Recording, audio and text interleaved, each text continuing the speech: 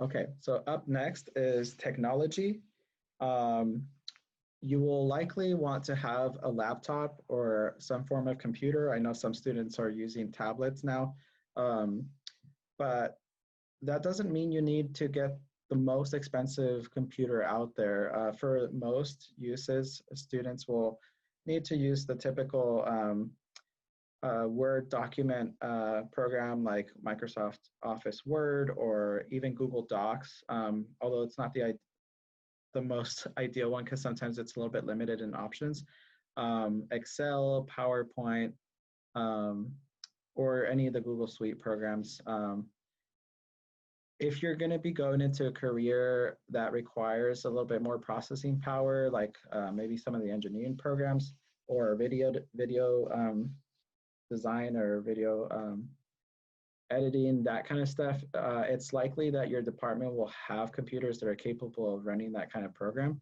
And so you could always rely on that. But if you want to have some handy, I mean, it all depends on what kind of degree you're going to go into. But my recommendation is don't go out and buy the most expensive computer out there. Try to be somewhere more in the middle of the road with that kind of thing. Um, Calculators, a TI-84 um, is a pretty good calculator that's going to last you probably for all of your college career. Just because if you do get to a certain level of math that requires graphing, um, those calculators can handle that.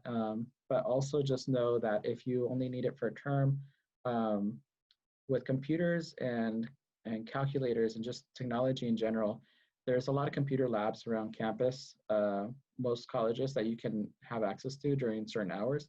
And then there's also programs that allow you to borrow a laptop or borrow a calculator and use it for a certain amount of time before you return it. So just keep that in mind if you're feeling kind of tight on money and you feel like, oh, I don't know if I'm going to need this so long, like a calculator, if I only need it for a term. Just know that there are some college programs that will allow you to borrow like a calculator, for example.